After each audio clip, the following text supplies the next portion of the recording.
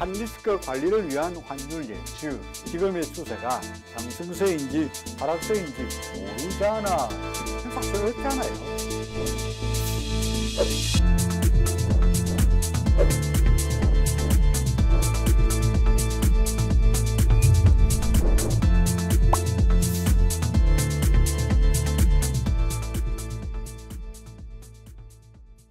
네, 안녕하세요. 김중근입니다. 우리가 지난 시간에는 환리스크 관리하는 방법을 배워왔는데요. 사실은 환리스크 관리란 게 결정적으로 앞으로 환율이 오를 건지 내릴 건지를 예측할 수 있다면 환리스크 관리가 좀 더 쉬워지겠죠, 그죠? 그래서 환율 예측이란 게 말처럼 그렇게 쉬운 일은 아니고요. 그리고 정확하게 예측할 수 있는 일도 아니긴 합니다만은 그래도 대략적으로 흐름이 어떻게 되느냐를 아는 것만으로도 우리에게는 환리스크 관리에 상당히 큰 도움이 되거든요. 그래서 이번 시간에는 환율 예측, 환리스크 관리를 위한 환율 예측, 이런 제목으로 영상을 만들었습니다.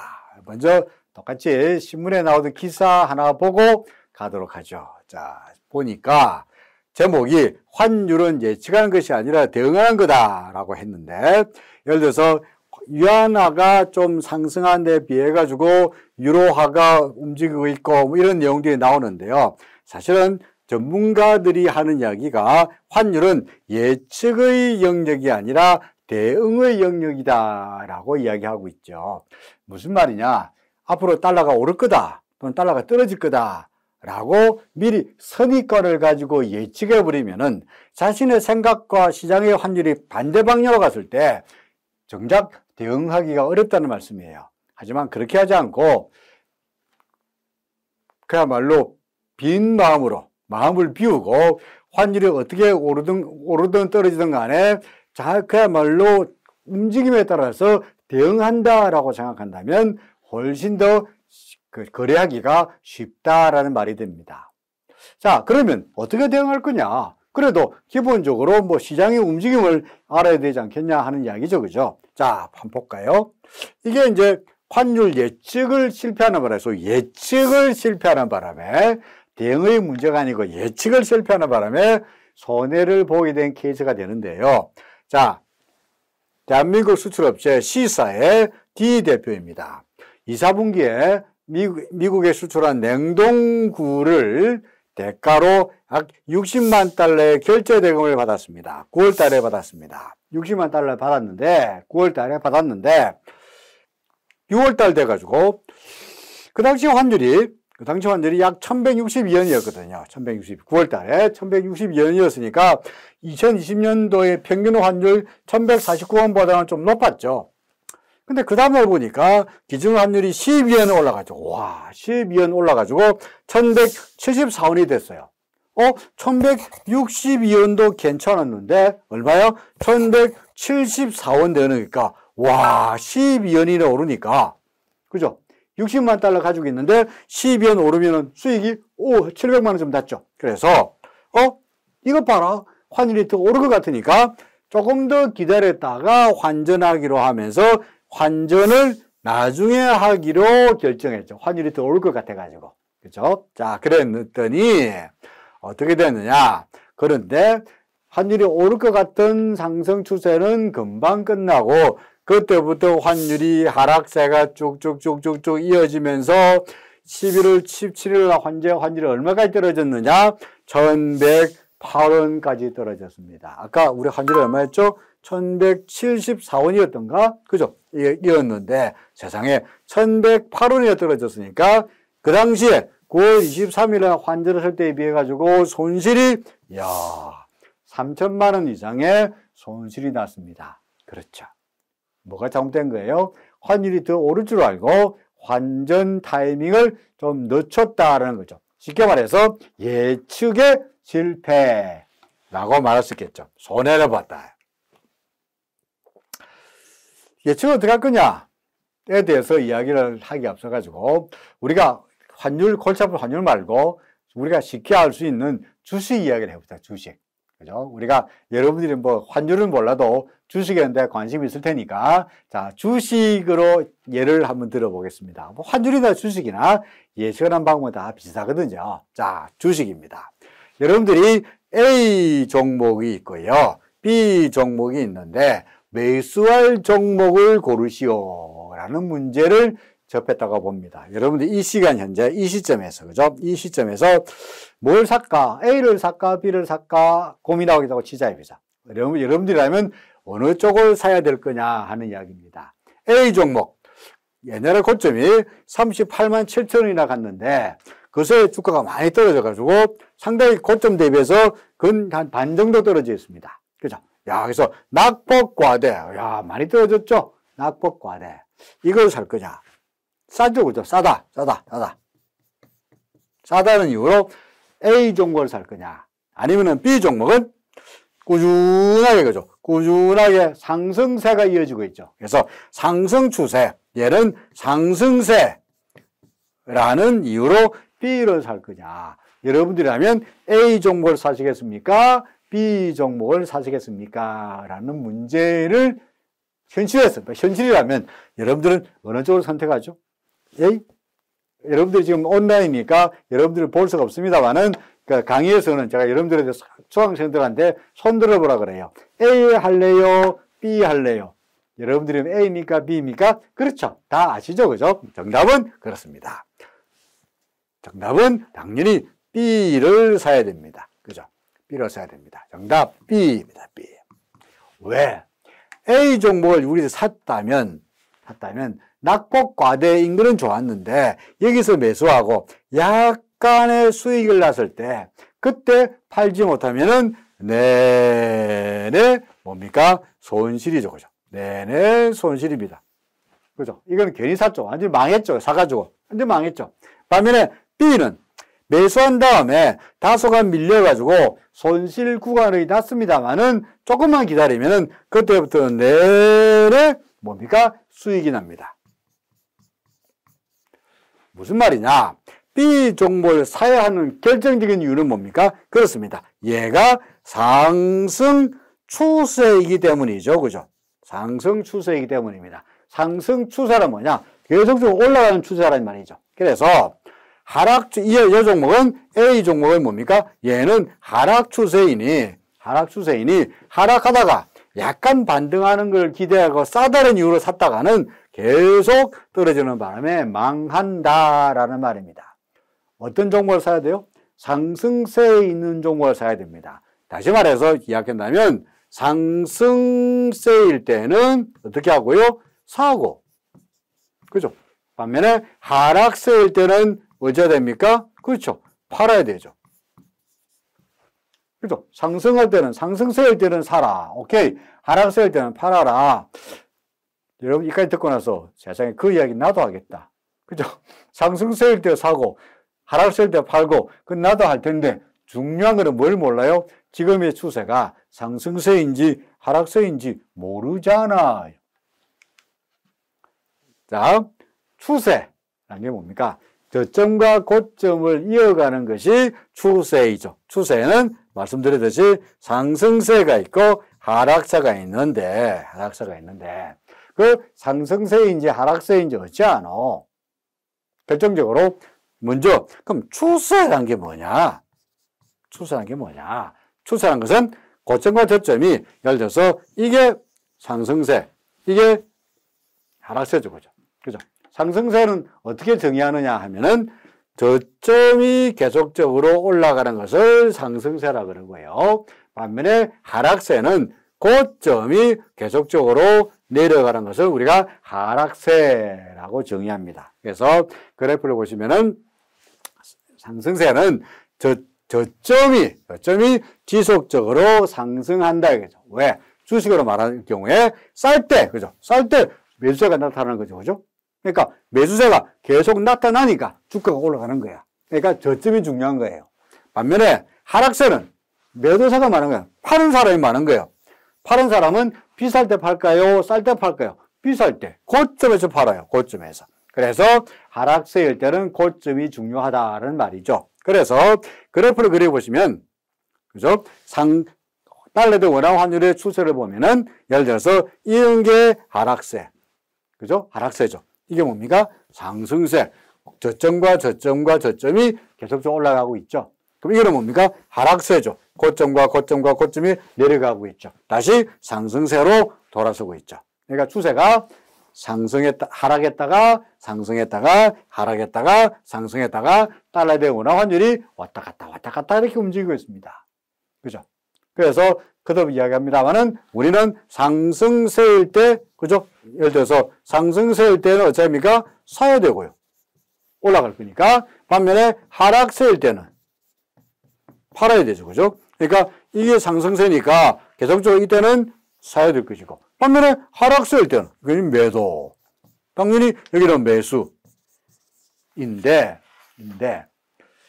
이게 아까 똑같은 이야기입니다만은 정작 그러면 추세가 계속 하락하는 것도 아니고 또는 계속 상승하는 것도 아니고 어느 순간에 바뀌는데 하락 상승하다 하락으로 어느 순간 바뀌는데 도대체 언제 바뀌냐? 그 다음에 지금의 추세가 뭔지를 우리가 어떻게 하느냐? 이런 문제점이 있겠죠. 그죠? 그러니까 상승세일 때는 사라, 하락세일 때는 팔아라. 그건 나도 알겠는데, 그건 나도 할 수 있다. 그런 말에 나도 하겠는데, 그러면은 지금의 추세가 상승세인지 하락세인지 어찌 하느냐? 두 번째로 추세가 바뀔 때 어떻게 하느냐? 라는 게 사실은 가장 큰 우리가 가지고 있는 결정적인 딜레마이기도 합니다. 사실 어렵지 않아요. 추세를 알 수 있는 여러 가지 방법들이 있는데 지금의 추세가 상승세인지 하락세인지를 우리가 어떻게 아느냐? 가장 쉽고 간단한 방법은 뭐합니까? 평균을 내면 돼, 평균. 여러분들 학교 다닐 때 우리가 뭐 일주일에 한 번, 저 같은 경우는 일주일에 한 번씩 시험을 봤습니다. 학교에서. 뭐 고등학교 다닐 때 이야기입니다. 또는 한 달에 한 번씩 시험을 보죠. 예를 들어서 7월달, 3월달, 4월달, 5월달, 6월달, 7월달 시험을 봅니다. 근데 예를 들어서 3월달 성적이 좋았다가 나빴다가 좋았다가 나빴다가 좋았다가 나빴다가 그렇죠, 그죠? 성적이라는 게 좋았다 나빴다 좋았다 나빴다 이렇게 하잖아요. 그럼 도대체 이 학생이 공부가 잘하고 있는지 못하고 있는지 어찌 아노? 어떻게 합니까? 매일 이렇게 3월달, 4월달, 5월달, 6월달, 7월달, 8월달 성적이 들쑥날쑥을 하지만 어떻게 합니까? 평균을 내보니까 평균 점수가 점점점 서서히 올라가고 있더라. 아, 얘는 그래도 조금씩 어떻게 되고 있다고 들쑥들쑥 나긴 하지만 성적이 좋아지겠구나. 그래 알 수 있죠. 그죠? 그죠? 평균을 내는 거죠. 평균. 그래서 이게 바로 전반적으로 추세를 알아보는데 가장 널리 쓰이는 방법이에요. 그래서 보다시피 환율도 마찬가지. 성적도 그렇습니다. 환율도 매일같이 들쑥날쑥 하니까 상승 하락을 반복하니까 추세를 파악하기가 쉽다 어렵다? 어려워. 그래서 이런 환율을 평균을 내면은 학창시절의 시험 성적처럼 평균을 내면은 추세를 알 수 있지 않느냐. 그런데 평균을 낼 때 어떻게 내느냐? 이동하여서 평균을 냅니다. 어떻게 평균을 내느냐? 자, 볼까요? 예를 들어서 매일간 주가가 움직일 때 이걸 갖다가 예를 들어서 3 이렇게 보죠. 자, 1일, 2일이라고 보겠습니다. P1, P2, P3, P 가격이 1일째, 2일째, 3일째, 4일째, 5일째 환율이 마찬가지예요. 성적도 마찬가지. 환율이 들쑥날쑥했어요. 그러면 어떻게 평균을 내느냐? 예를 들어서 5일간의 평균을 낸다. 어떻게 하느냐? 5일째 되면 1일, 2일, 3일, 4일, 5일 요 5개를 모아서 P1, P2, P3 가격, 첫 번째 가격, 두 번째 가격 해서 P 5개를 가지고 P1, P2 해가지고 5개를 합해서 평균을 내요.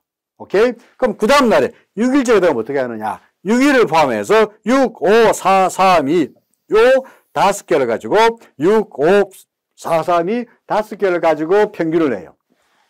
7일째가 되면 7, 6, 5, 4, 3 이렇게 평균을 내죠. 그죠? 다시 말해서 평균을 구하는 기간이 점점점 어떻게 합니까? 옆으로 이동하죠. 그래서 평균은 평균이로되 평균을 구하는 기간이 움직인다 그래서 뭐라 그래? 이동평균이라고 말합니다. 그런데 매일매일의 가격은 오락가락 매일매일의 환율은 올락가락 하지만 그렇게 구한 이동 평균이 서서히 올라가더라. 지금의 추세는 무슨 추세야? 상승 추세. 그렇죠. 그렇게 구한 평균이 매일매일 주가는 오락가락, 환율은 오락가락 하지만 평균이 점점 더 내려가더라. 지금의 추세는 무슨 추세야? 하락 추세라고 말할 수 있죠. 그죠? 그러니까 추세를 알 수 있는 거예요. 자, 그런데 이동 평균을 구하는데 이동 평균을 구하는 기간에 따라서 예를 들어서 5일짜리 이동 평균을 구할 수 있겠죠. 어떻게 구합니까? 오늘부터 과거 5일 동안의 가격을 모아가지고 나누기 5 하면은 5일짜리 이동 평균이 되겠죠. 반면에 뭐 500일짜리 이동 평균 구할 수 있습니까? 극단적인 겁니다만은 있죠. 어떻게 구합니까? 오늘부터 과거 500일 동안의 가격을 환율을 다 모아가지고 합해가지고 나누기 500 하면은 500일짜리 이동 평균이 됩니다. 자, 문제는 오늘 환율이 예를 들어서 100원 올랐다. 환율이 100원 올랐다. 플러스 100원 올랐다. 뭐 그럴 리 없겠습니다만 100원 오르면 5일짜리 이동 평균은 여기는 환율이 100원 올랐으니까 합해가지고 나누기 5 하는 거니까 5일짜리 이동 평균에는 20원만큼의 효과가 있긴 하겠습니다만은 반면에 500일짜리 이동 평균은 다 합쳐가지고 나누기 500 하니까 환율이 오늘 100원 올라봤자 얼마입니까? 20전인가요? 만큼의 영향밖에 미치지 못할 겁니다. 무슨 말이냐? 이동 평균을 구하는 기간이 길면 길수록 대세에 영향을 미치고 이동 평균을 구하는 기간이 짧으면 짧을수록 오늘의 움직임이 환율에 이동 평균에 많이 반영이 됩니다. 그래서 단기 이동 평균과 장기 이동 평균을 두 개를 그리고요. 그리고 예를 들어서 이게 대세를 말해주는 장기 이동 평균이에요. 대세는 올라가는 것처럼 보이는데 오늘의 움직임이 많이 반영되는 단기 이동 평균이 장기 이동 평균을 위에서 밑으로 내리는 경우도 있고요.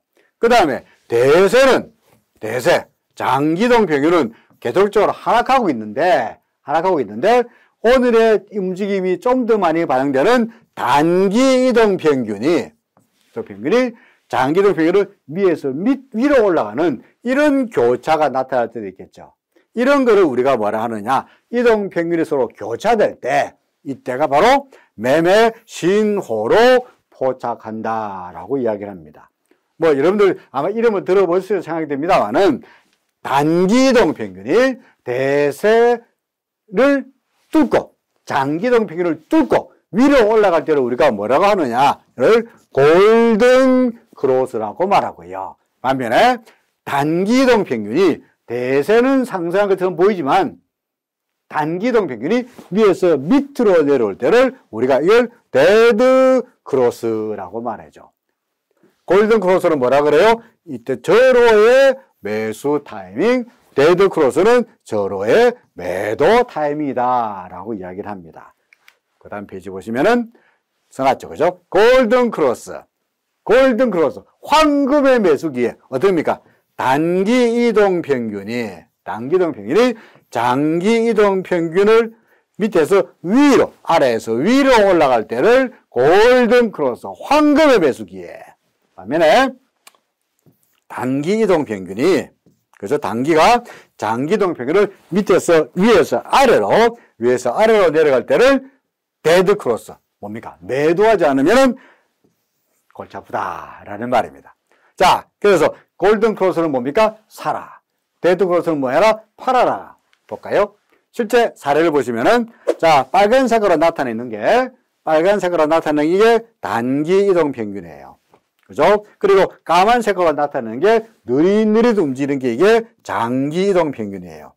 볼까요? 자, 빨간 색깔이 단기가 장기선 위로 올라갈 때를 우리가 뭐라 그러죠? 골든 크로스. 영어로 골든 크로스. 그죠? 그 다음에 빨간 색깔이 장기 이동 평균 밑에서 내려갈 때가 이때가 뭡니까? 데드 크로스. 다시 여기가 골든 크로스. 그렇죠? 여기가 데드 크로스. 여기가 골든 크로스. 그죠? 여기가 데드 크로스죠. 잘 보시면 여기서 사고, 여기서 팔고, 그죠? 여기서 사고, 여기서 팔고, 그죠? 또는 여기서 사고, 여기서 팔고, 여기서 사면 현재 달러에 대한 환율은 계속 올라가고 있으니까 잘 샀죠. 그죠? 그러니까 쉽게 말해서 이동평균을 가지고 골든크로스가 단기 이동평균이 장기 이동평균을 위로 올라갈 때 골든크로스, 거꾸로 내려갈 때는 데드크로스를 봐서 매도의 타이밍을 잡으면은 뭐 핸디하게 쉽게 추세를 볼 수도 있고 매매 타이밍을 잡을 수 있습니다. 우리가 앞서 보았던 근데 그 수출업체의 대표님처럼 환율 상승할까 하락할까 고민할 필요 없이 골든크로스네 데드크로스네를 가지고 매도 타이밍을 잡는 것으로도 환율을 쉽게 예측할 수 있다라는 말입니다. 자, 뭐 달러 골든크로스 데드크로스 예는요 우리가 수없이 많은 예를 볼 수가 있죠. 뭐 달러도 원화 환율의 경우에도 자 여기 뭐죠? 데드크로스 셀, 그죠? 여기가 골든크로스 바이네, 그렇죠? 그 다음에 이것도 데드크로스 있네요. 셀, 여기는 여기서 바이, 그렇죠? 그러니까 여기서 매도하고 여기서 사고, 여기서 물론 또 사고 팔고 또 합니다만은 여기서 팔고 사고 또 팔고 여기 또 사고 또 팔고 사고, 그러니까 여기서 매도하고 여기서 매수했으니 만약에 데드크로스가 나타났다면 그 수출 기업의 경우에는 하루라도 빨리 달러를 원화로 환전해야 되겠죠. 그죠? 그렇지 않으면 환율이 계속적으로 떨어질 수밖에 없는 것이고, 거꾸로 이야기해서 이런 상태, 골든크로스가 나타난 상태 같으면 어찌해야 됩니까?